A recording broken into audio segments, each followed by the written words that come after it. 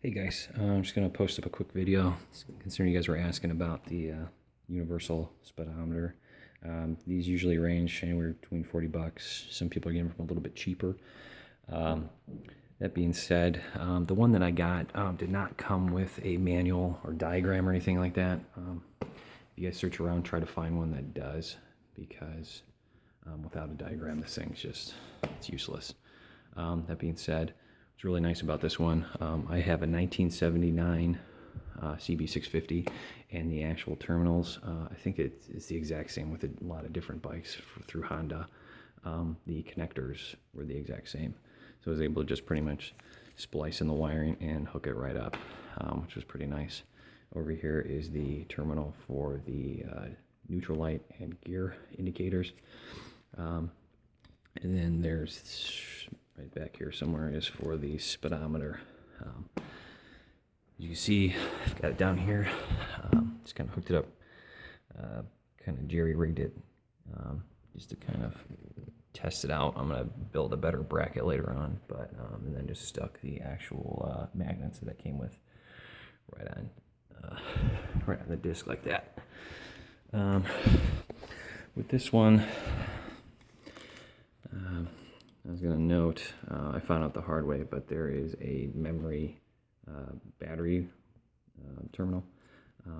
Pretty much what you have to do is you have to run it straight to the battery, completely out of the ignition.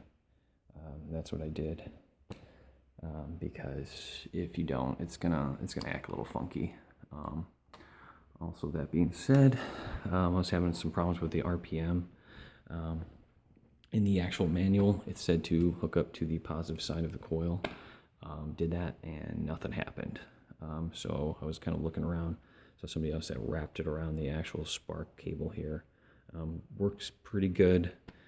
Bounces around a little bit. I still need to kind of tweak it a bit. I think it's still needs a little bit more work, but it is working.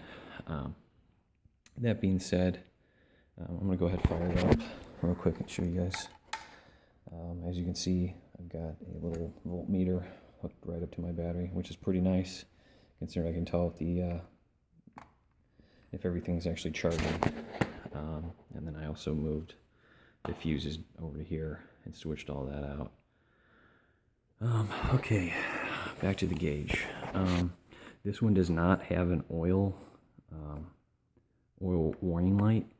So what I did is I just used the gear indicator right here, considering there's no gear indicators on the actual bike itself.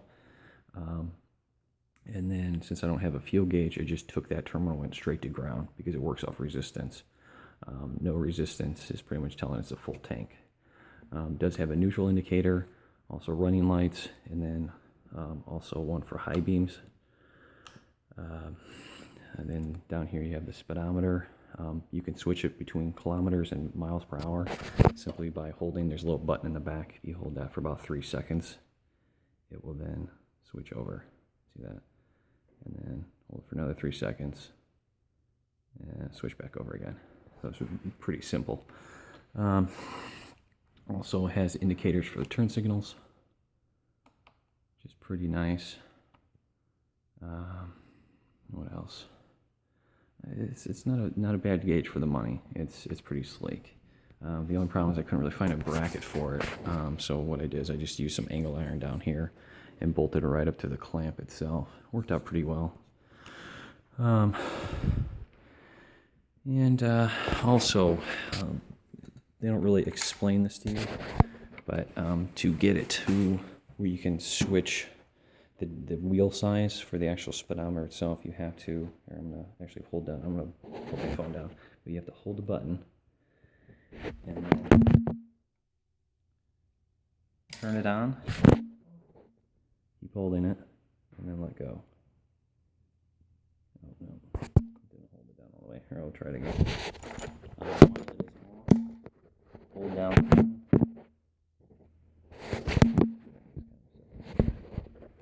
While it's off, hold it down, turn it on, it's going to cycle up, cycle down again, and then bam. That right there is your actual, in millimeters, it's going to be your tire size, and then that's a sensor. I don't understand because it says oil sensor. I don't see any indicators for an oil sensor.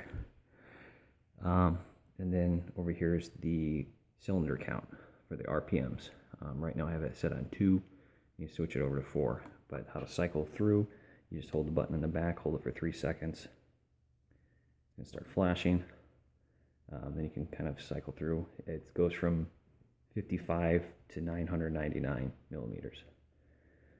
I think that's supposed to be the actual tire size. But yeah, when you want to actually cycle through, hold it for 3 seconds. Hold it for 3 seconds. Then hold it long enough, 3 seconds. And then when you're all done, figured everything out, I'm going to actually switch it over to 4 cylinders real quick. And so this is a 4-cylinder engine.